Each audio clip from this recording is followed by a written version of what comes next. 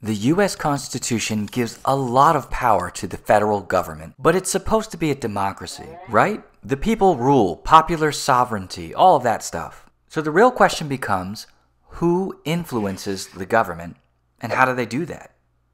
And better yet, who watches the government, and why we need to? We are going to explore the 3 groups that can monitor and influence our government.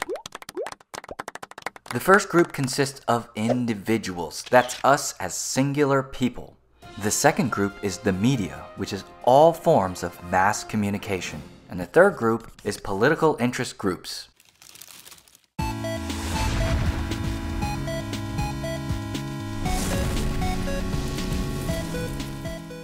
The first group that can monitor and influence our government is us as individuals, and it turns out we're pretty good at influencing the government. The best example of an individual influencing their government is by voting.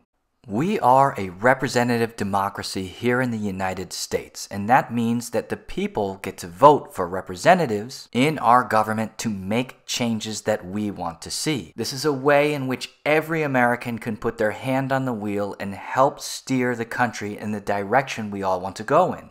You're gonna hear some skeptics say, yeah, right, that's not how it really works. But you have to understand that the government is not here to bend to your every single wish and desire as an individual person. The government is going to factor in all of the individuals and what they want and try to make a consensus with the majority.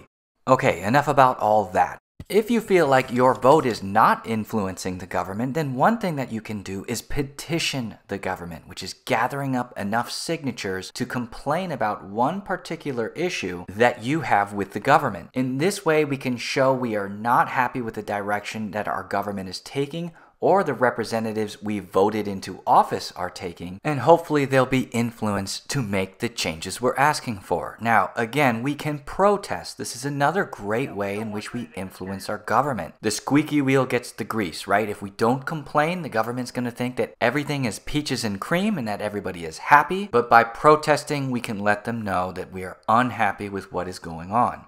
And if an individual is so inclined and you really want to make change and see an influence, then you can run for political office yourself. There are not many requirements to work in the government. Okay, so you can see that we have a lot of ways as individuals of influencing our government, but when it comes to monitoring our government, we're not very good at this.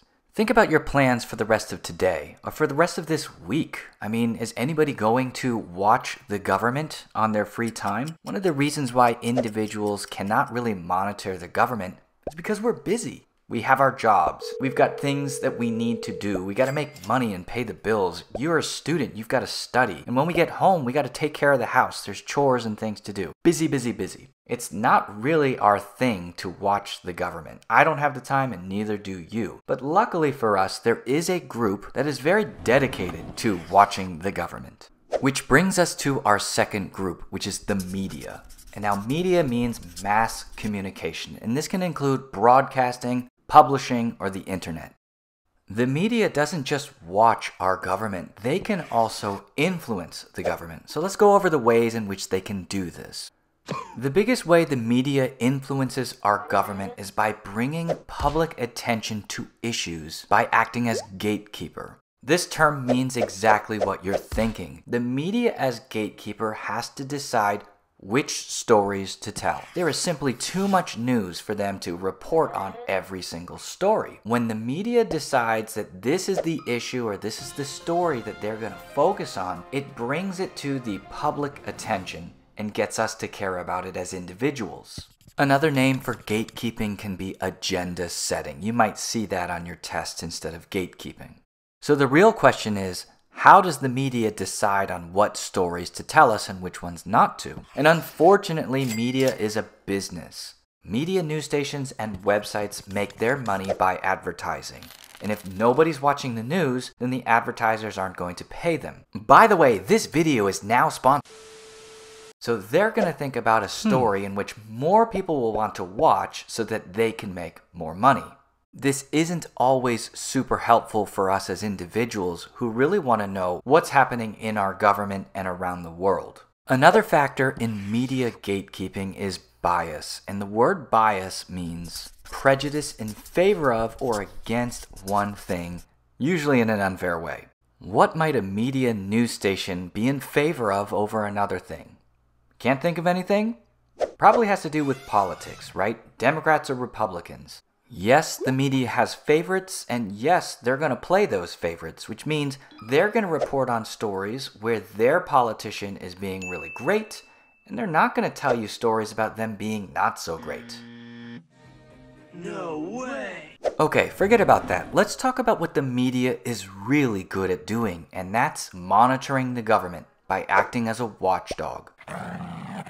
The media is going to alert the public when the government is doing something it shouldn't be doing. Media reporters are standing by at all hours of the day, ready to make a report for the news about what the government is doing. This has a great influence over our government, right? When the media is watching them, they're going to be better behaved because they don't want the negative press.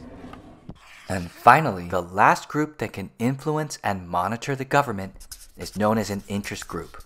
And these are essentially just groups of people that want to see a change in our government because they share a common interest or concern. You might be thinking to yourself, hey, wait a minute, this sounds an awful lot like political parties. I thought those were just groups of people that shared a common view about how the government should be run. And it is very similar, but interest groups are only connected by that one singular idea. It could be a group of builders or contractors. It could be a group of farmers. Or more specifically, corn farmers. Or it could be a group of airplane pilots. They're not going to necessarily share the same political party, but they do share the common interest, right? A corn farmer could be a Republican or could be a Democrat. How they feel the government should be run really doesn't make a difference here. The one thing that unites them is that they farm corn. And they want to see legislation and they want to see change in our government that's going to benefit the farming of corn. Okay, I got the difference. So how do these interest groups actually influence our government? And the way that they do this is by lobbying for support. And the word lobby here means to seek to influence a lawmaker. And they can do that by hiring a lobbyist. And you're probably thinking, I've heard this word before in a very different sense. And that would be like a hotel lobby. And you're not wrong. Oh wait, you were thinking about this kind of lobby. Yeah, that kind of works too. This is actually where the definition of the word comes from. Let's take a closer look. A lobbyist is a person who helps interest groups influence the government. Right? We've got this group and they share a common interest. Let's say space science. And they want to get our government to make changes about space science. But how do they go about doing this? They don't know anybody that works in the government. They're a bunch of nerds that work in a space lab. I mean, that's really cool, but they don't know anyone in the government. And along comes this lobbyist who says, hey, I can help. It just so happens that I do know people in the government and I can work for you to introduce these ideas to actual lawmakers. I can help your dreams become official laws. Now, lobbyists don't do this out of the goodness of their hearts. They do this for a price. And this isn't a very big problem if the interest group is large. In fact, the larger your interest group, the more influence you're going to have, the more voting power you're going to represent, and the more resources you can collect, right? Like everybody chip in $5 if you're in the space science group, which will go to helping pay the lobbyist. Interest groups can also endorse a political candidate, which means to officially support someone running for office. Let's take SIGs, for example, which is Scientific Interest Groups, and they officially endorse candidate Jones for senator. By giving Senator Jones an official endorsement, other scientific researchers, astronauts, doctors, even science teachers might strongly consider voting for this candidate because a large group of other scientists officially support them. And the final thing that we need to cover in this unit is called political action committees. And this is where interest groups are going to raise that money to donate to candidates. So let's say we want to give Senator Jones a lot of money, right? If he wins, he's going to change laws about space science. And that's what we want in this interest group. If Senator Jones can set up more advertisements on TV or YouTube,